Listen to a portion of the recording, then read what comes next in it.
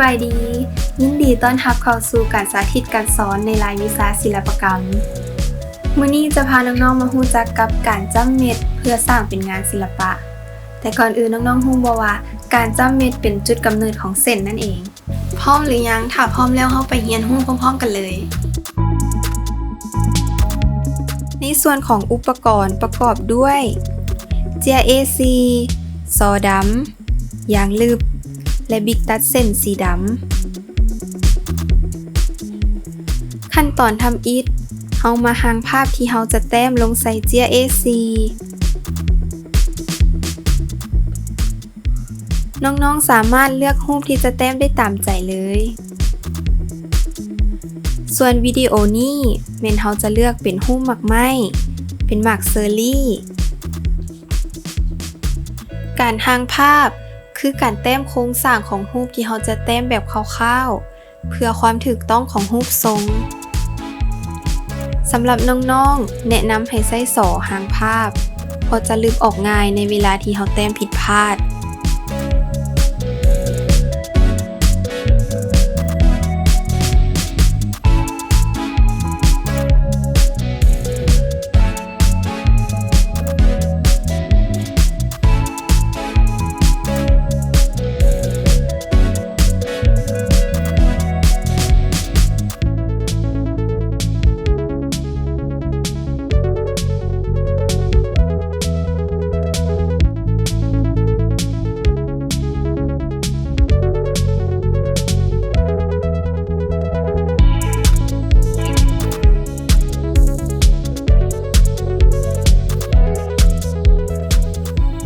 เมื่อสำเร็จในการหางภาพ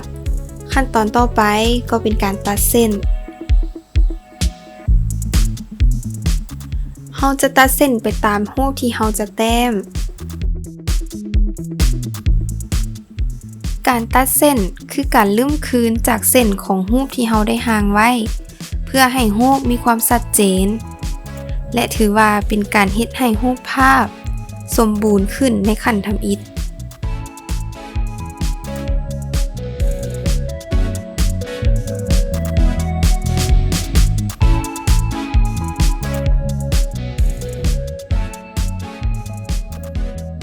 เมื่อตัดเส้นสำเร็จขั้นตอนต่อไปเราจะลืบเส้นที่เราบ่ต้องการออกเพื่อที่จะให้ผลงานของเรามีความสะอาดการสร้างงานศิลปะทุกครั้งก็ต้องรักษาความสะอาดไปนำขั้นตอนสุดท้ายเป็นการลงเงาให้รูปภาพด้วยการจ้ำเม็ดดังที่ได้นำเสนอหัวข้อในขั้นต้นของวิดีโอวิธีการจ้ำให้น้องๆสังเกตในส่วนที่เป็นเงามืดแม้นจะจ้ำทีๆหรือหลายกว่าจุดที่บ่มีเงาหมายความว่าจ้ำให้หลายในส่วนที่เป็นเงามืดจ้ำให้น้อยในส่วนที่มีแสงสว่าง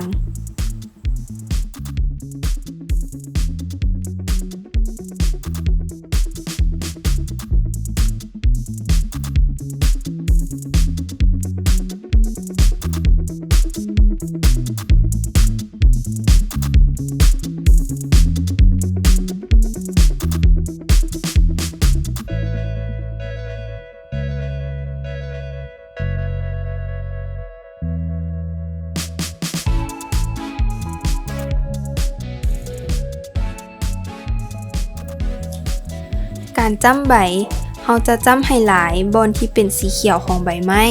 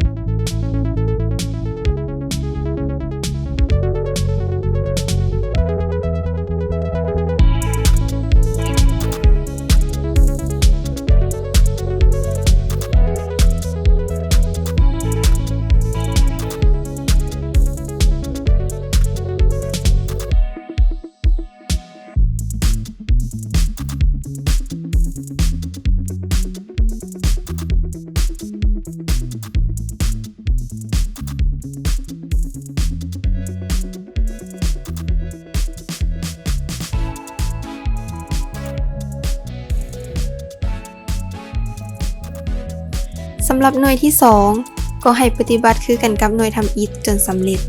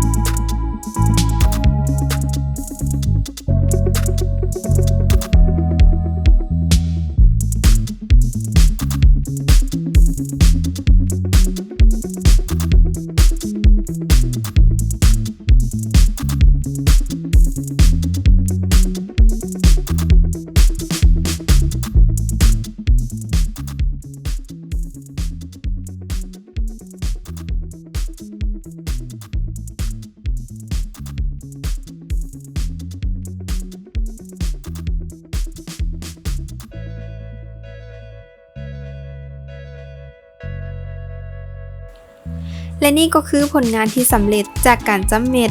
หวังว่าน้องๆจะได้ความรู้และม่วนซื่นไปกับวิดีโอนี้